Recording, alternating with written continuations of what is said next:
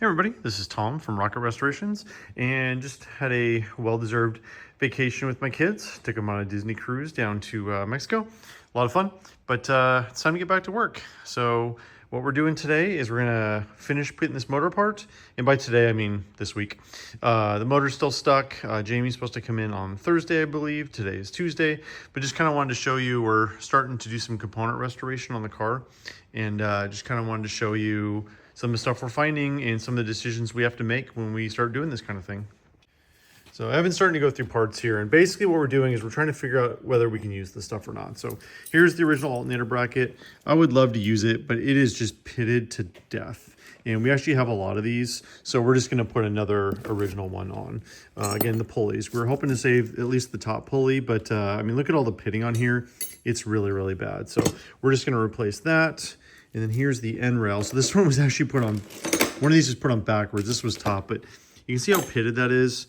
We can't put that on this car. And the thing is, this is a very common part, and I'm not worried about just putting another one on because we have them. Do keep in mind that 440 and 383 are different size. 441s for some reason are usually harder to find. So if you want to see the difference, I don't have a tape measure here, but see how the bottom one is significantly shorter than the top one? That's 383 versus 440 because it's raised deck, so the pan is actually wider on a 440 versus a 383. We also need to get stuff off the plating here pretty soon. And so we kind of, basically, Evan's kind of concentrating on that. Here's the spark plug heat shields. This one's pretty pitted, but the deal is these always are. This is in a real harsh environment. It's right underneath the exhaust manifold. It gets heat cycled a lot with the motor, and you know, they just get rough. So I don't know, we're gonna see if we have another one. I don't really wanna put repos on. I'd rather put original ones on here. They do reproduce these though, and the repos are pretty good. So I'll have to make a decision when that goes. But this is one thing that we need to get cleaned up. Here's the lower pulley. I was almost certain we weren't gonna be able to save this. And looking at this, it's not good. It's so rough. It's gonna, like, if we try to put a belt on that, it's just gonna tear it up. So we'll just find a different lower pulley for it. This is not unique to the 6-Pack Fury GT. It's pretty much any big block with power steering and no AC. So it's a pretty common pulley, pretty easy to find. I need to get the heads off to the machine shop. We'll do that pretty soon. As soon as I get the motor part, we'll get that down. Here's the original spacer. It looks pretty good. These brackets here don't look too bad, and that stuff's a lot harder to find. That's the column shift linkage, so pretty much no matter what that looks like, we'll save it. But a lot of this stuff gets silver plated, so we want to get it out, get it cleaned up, and get it restored. Original distributors there, we're gonna send that off to get restored. And then again, here's, as I mentioned in multiple previous videos, all the parts we've had bagged and tagged. So we're gonna go through and figure out what needs to be silver, what needs to be gold, and stuff that needs to be black oxided. And as mentioned in the previous video, the water pump had been changed, and we found this original on the shelf over there. So we're gonna send this one off to get rebuilt. So we'll have an original water pump back on it. Lots more blasting today. Trinity Cross member still needs a bit of work, but we got most of the stuff off. And then we found new spark plug heat shields. These are originals that we're gonna reuse. The originals were extremely pitted, so we're gonna use these better condition original ones.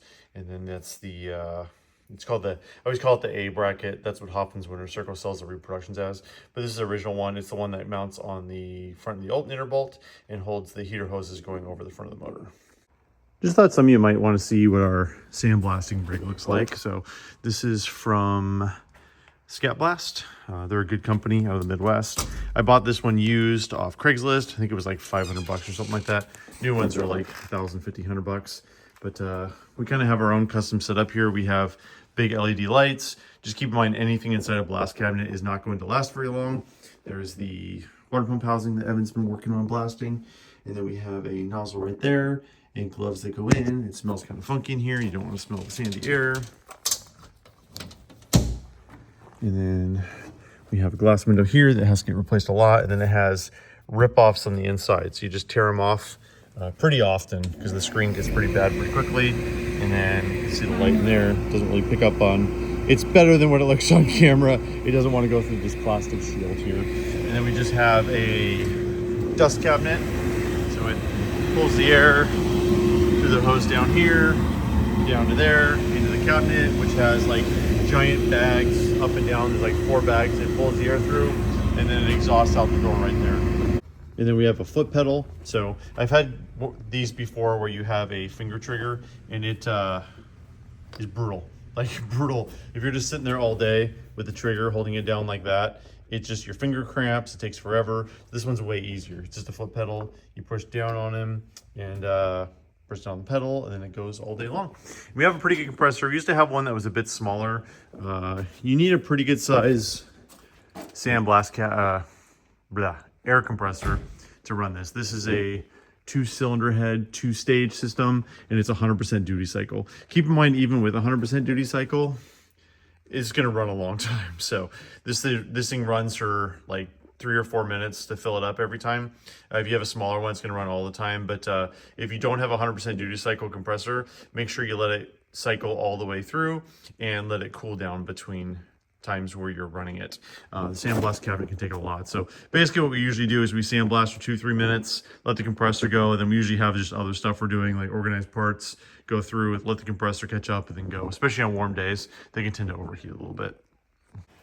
So Jamie's back from a well-deserved vacation, and he's trying to get this thing unstuck today. So Jamie's back in today. He's working on getting this thing unstuck, and he was trying to do like everything at once, trying to turn it over, get everything unstuck, but at this point, it's already come apart anyway, so he's just going to pull the main caps, pull the crank, pull out each piston individually. We'll figure out which one's stuck, and then go from there. Just wanted to share something really cool that Evan got years ago. This is a Time Life Library of America, but it actually, like, it's they have a thing where they follow a 1967 Coronet all the way down the assembly line. Super, super cool. And somebody commented on the last video that exhaust manifolds weren't painted. Well, there you go. They were absolutely painted. There's a factory picture from Chrysler. So Jamie took the number 4 cap off, and look, we have movement. Yay! Yay. And there was much rejoicing. Got it a little bit free. It's a lot of banging and a lot of heat to get the one stuck one out. And after a lot of swearing and working, Jamie's got it free. It's just 4 basically, 6 a little bit, but mostly 4. Pretty much. So this thing's gonna come up right apart. We'll see how number 4 looks. So there's 4. It's gonna need some work, but I think this is the worst cylinder, which is good news. And as I said in my video a couple weeks ago, another difference between 444 barrels and 446 barrels is 3-bolt cam with double roller timing chain. And this is the original one. See right there? DPCD, Dodge Plymouth Chrysler DeSoto. Very cool.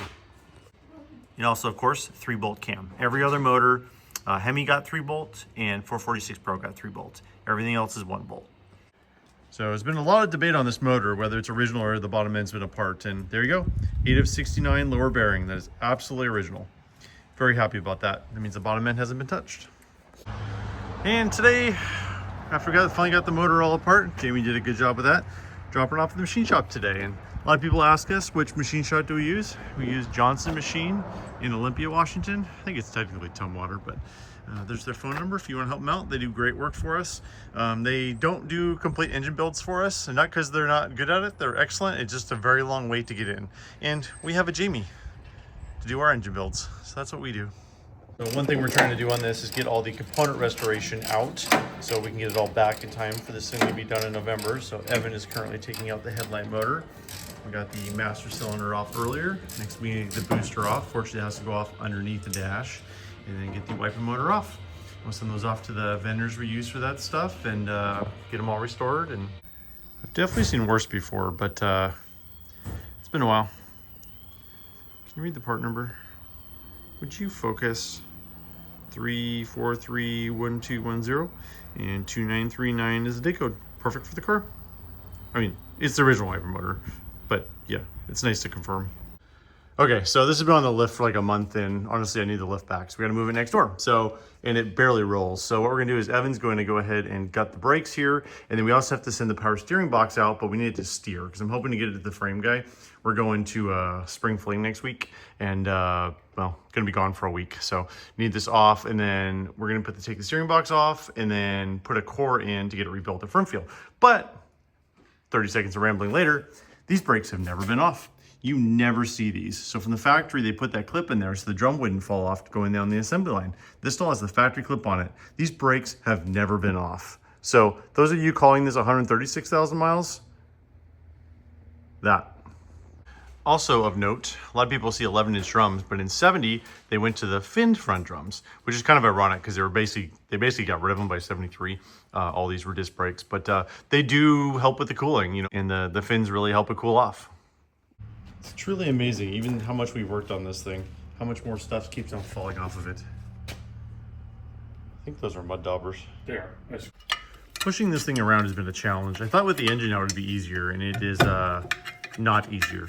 So, and seeing how hard this drum is to come off, this might be our problem here. So, as I mentioned before, Evan's gutting the brakes, and that way we can roll it around a lot easier, not have to worry about it. We're gonna redo everything anyways. Evan got the drum off. The shoes actually look really good. It says Made in Canada on them. I'm not familiar with what original brake shoes should look like, but I think those might be original brake shoes. I've never really done a deep dive into those. Wheel cylinder is definitely original, and we will absolutely rebuild that. We'll get a wheel cylinder rebuild kit, horn it out, and put them back on.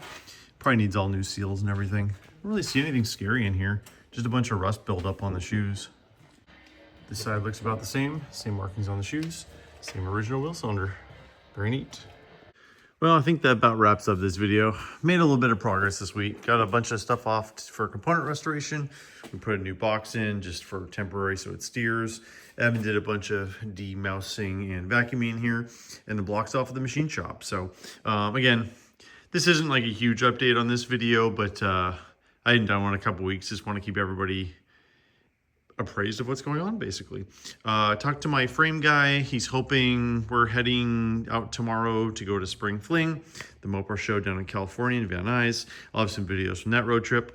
Frame guy's hoping after I'm back from that, we can get this to the frame shop, and I will definitely show you the process with that because it's very interesting how that all works. So this is Tom from Rocket Restorations. Appreciate everybody for watching, and we'll talk to you soon. Cowl looks pretty good too. Just some dirt. But no rust. It's a real common spot on these. We had to take the covers off to get the wiper motor out.